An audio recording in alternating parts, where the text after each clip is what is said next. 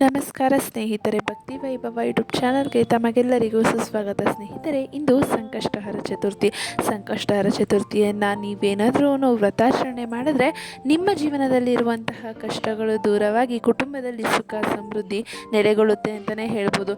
ಹಾಗಿದ್ರೆ ಸಂಕಷ್ಟಹರ ಚತುರ್ಥಿಯ ವ್ರತದ ಮಹತ್ವ ಹಾಗೂ ಅದರ ಆಚರಣೆಯ ವಿಧಿವಿಧಾನಗಳನ್ನು ವಿಡಿಯೋ ಮೂಲಕ ತಿಳ್ಕೊಳ್ಳೋದಕ್ಕಿಂತ ಮುಂಚೆ ದಯವಿಟ್ಟು ಚಾನಲನ್ನು ಸಬ್ಸ್ಕ್ರೈಬ್ ಮಾಡ್ಕೊಳ್ಳಿ. ವಿಡಿಯೋ ಇಷ್ಟ ಆಯಿತು ಅಂದರೆ ವಿಡಿಯೋಗೆ ಲೈಕ್ ಮಾಡಿ, ಶೇರ್ ಮಾಡಿ, ಕಮೆಂಟ್ ಮಾಡಿ. ಕಮೆಂಟ್ ಬಾಕ್ಸ್ನಲ್ಲಿ ಓಂ ಗಣಪತಿಯೇ ನಮಃ ಎಂದು ಕಮೆಂಟ್ ಮಾಡಿ. ಸ್ನೇಹಿತರೆ, ಹಿಂದೂ ಧರ್ಮದಲ್ಲಿ ಯಾವುದೇ ಪೂಜೆ ಅಥವಾ ಕಾರ್ಯಕ್ರಮಗಳು ನಡೆಯುವುದಿದ್ದರೂ ಮೊದಲ ಪೂಜೆ ಸಲ್ಲಬೇಕಾಗಿರುವುದು ಗಣಪತಿ ದೇವರಿಗೆ. ಇದರಿಂದ ಶ್ರೀ ಕೃಷ್ಣ ಜನ್ಮಾಷ್ಟಮಿ ಬಳಿಕ ಬರುವಂತಹ ಮೊದಲನೇ ಹಬ್ಬವೇ ಆನೆಯ ತಲೆ ಹೊಂದಿರುವಂತಹ ಗಜಾನನದ್ದು.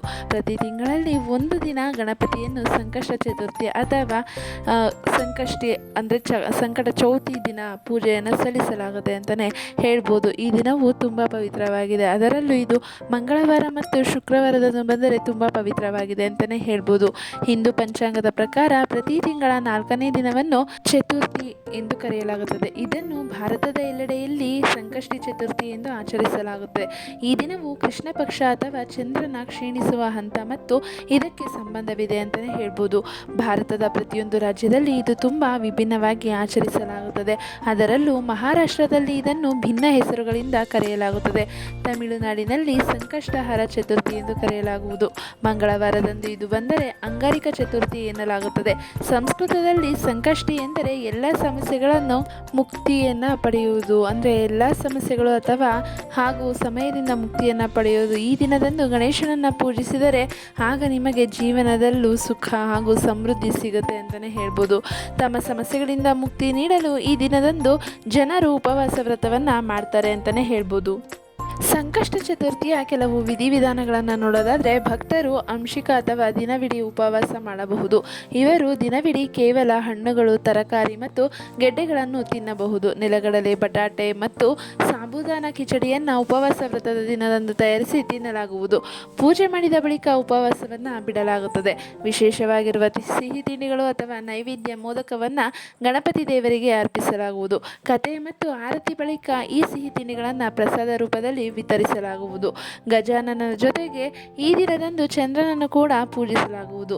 ನೀರು, ಶ್ರೀಗಂಧ, ಅಕ್ಕಿ ಮತ್ತು ಹೂಗಳನ್ನು ಚಂದ್ರನ ದಿಕ್ಕಿನಲ್ಲಿ ಅರ್ಪಿಸಬೇಕಾಗತ್ತೆ. ಗಣಪತಿ ದೇವರಿಗೆ ಸಂಬಂಧಪಟ್ಟಿರುವಂತಹ ವೇದ ಮಂತ್ರಗಳನ್ನು ಪಠಿಸಬಹುದು. ಭಕ್ತರು ಗಣೇಶ ಅಷ್ಟೋತ್ತರ, ಸಂಕಷ್ಟಹರ ಸ್ತೋತ್ರ ಮತ್ತು ವಕ್ರತುಂಡ ಮಹಾಕಾಯವನ್ನು ಸಂಕಷ್ಟಿ ಚತುರ್ಥಿ ವೇಳೆ ಪಠಿಸಬೇಕಾಗುತ್ತದೆ. 21 ಹುಲ್ಲುಗರಿಕೆಯನ್ನು ಅಥವಾ ಗರಿಕೆ ಹುಲ್ಲನ್ನು ಗಣೇಶನ ಹೆಸರು ಹೇಳುತ್ತಾ ಅರ್ಪಿಸಬೇಕಾಗತ್ತೆ. ಇದರ ಬಳಿಕ ಗಣೇಶ ದೇವರಿಗೆ ಆರತಿಯನ್ನು ಬೆಳಗಿ ತಮ್ಮ ಇಷ್ಟಾರ್ಥಗಳನ್ನು ಗಣೇಶನಿಗೆ ಒಪ್ಪಿಸಿದ್ರೆ ಗಣೇಶ ತಮ್ಮ ಇಷ್ಟಾರ್ಥಗಳನ್ನು ಈಡೇರಿಸ್ತಾರೆ ಅಂತಲೇ ಹೇಳ್ತಾರೆ. ಸಂಕಷ್ಟ ಚತುರ್ಥಿಯ ಕೆಲವು ವಿಧಿವಿಧಾನಗಳನ್ನು ನೋಡೋದಾದರೆ, ನೈವೇದ್ಯ ತಯಾರಿಸಿದ್ದರೆ ಇದನ್ನು ಬಳಿಕ ನೀವು ಅರ್ಪಿಸಬಹುದು. ನೀವು ಒಮ್ಮೆ ಚಂದ್ರದೇವರ ದರ್ಶನ ಮಾಡಿದ ಬಳಿಕ ಚಂದ್ರದೇವರಿಗೂ ಇದನ್ನು ಅರ್ಪಣೆ ಮಾಡಬಹುದು. ಬಡ ವ್ಯಕ್ತಿ ಅಥವಾ ಬ್ರಾಹ್ಮಣರಿಗೆ ಅನ್ನದಾನ ಮಾಡಿದ ಬಳಿಕ ಉಪವಾಸನ ಬಿಡಬೇಕಾಗತ್ತೆ. ಅಂಗಾರಿಕ ಚತುರ್ಥಿ ವ್ರತ ಕಥೆಯನ್ನು ಓದಬೇಕಾಗತ್ತೆ. ಪೂಜೆಗೆ ಬಂದವರು ಕೌಟುಂಬಿಕರು ಮತ್ತು ಸ್ನೇಹಿತರಿಗೆ ಪ್ರಸಾದವನ್ನು ವಿತರಿಸಬೇಕಾಗತ್ತೆ. ದೇವಸ್ಥಾನದಲ್ಲಿ ಅಂಗಾರಿಕ ಸಂಕಷ್ಟಿ ವ್ರತ ಏನಾದರೂ ಮಾಡ್ತಾ ಇದ್ರೆ ಅಂದರೆ ಕೆಲವು ಜನರು ದೇವಾಲಯಗಳಿಗೆ ಭೇಟಿ ನೀಡಿ ಅಲ್ಲಿ ಉಪವಾಸ ಕೈಗೊಳ್ತಾರೆ. ಇಂತಹ ಸಂದರ್ಭದಲ್ಲಿ ನೀವು ಅರ್ಚಕರಿಂದ ವಿಶೇಷ ಪೂಜೆಗಳು, ಹೋಮ ಮತ್ತು ಅಭಿಷೇಕ ಮಾಡಲು ಹೇಳಬಹುದು. ಅಥರ್ವ ಶೀರ್ಷ ಮತ್ತು ಗಣೇಶ ಅಷ್ಟೋತ್ತರ ಹೇಳುವುದು ತುಂಬ ಶುಭವಾಗಿರುವುದು.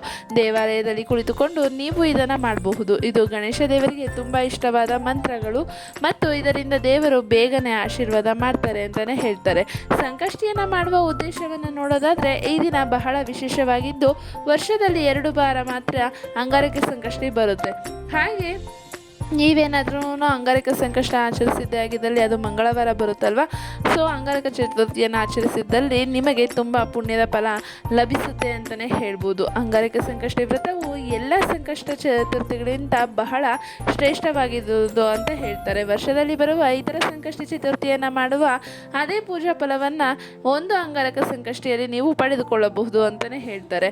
ಸಂಕಷ್ಟಿ ವ್ರತದ ಆಚರಣೆ ಹೇಗಿರುತ್ತೆ ಅಂತ ನೋಡೋದಾದರೆ, ಎಲ್ಲ ಸಂಕಷ್ಟಿ ವ್ರತದಂತೆ ಗಣೇಶ ಗಣೇಶನನ್ನು ಭಕ್ತರು ಪೂಜಿಸಿ ದಿನಪೂರ್ತಿ ವ್ರತವನ್ನು ಕೈಗೊಳ್ಳುತ್ತಾರೆ. ಚಂದ್ರನು ಅಸ್ತಮಿಸಿದ ನಂತರ ಸ್ನಾನ ಮಾಡಿ ವ್ರತವನ್ನು ಮುರಿಯುತ್ತಾರೆ. ವಿಕಟ ಸಂಕಷ್ಟಿಯಂದು ಸಂಜೆ ಸ್ನಾನವನ್ನು ವ್ರತಧಾರಿಗಳು ಕೈಗೊಳ್ಳುತ್ತಾರೆ. ನದಿ ಇಲ್ಲವೇ ಕೆರೆಯ ನೀರಿನಿಂದ ಸ್ನಾನವನ್ನು ಮಾಡಬೇಕಾಗುತ್ತದೆ. ಮನೆಯಲ್ಲಿಯೇ ಸ್ನಾನ ಮಾಡುತ್ತೀರಿ ಎಂದಲ್ಲಿ ದೇವರಿಗೆ ಪ್ರಾರ್ಥನೆಯನ್ನು ಮಾಡಿ ನಂತರ ಸ್ನಾನ ಮಾಡಬೇಕಾಗತ್ತೆ. ಹಾಗೆ ಸಂಕಷ್ಟ ಚತುರ್ಥಿಯು ತುಂಬ ಪವಿತ್ರವಾದ ಪೂಜೆ ಅಂತಲೇ ಹೇಳ್ಬೋದು. ಸಂಕಷ್ಟ ಚತುರ್ಥಿಯು ತುಂಬ ಪವಿತ್ರ ಪೂಜೆಯಾಗಿದೆ. ಈ ಪೂಜೆಯನ್ನು ಕುಟುಂಬದ ಸುಖ ಸಮೃದ್ಧಿಗಾಗಿ ಮಾಡಲಾಗುತ್ತದೆ.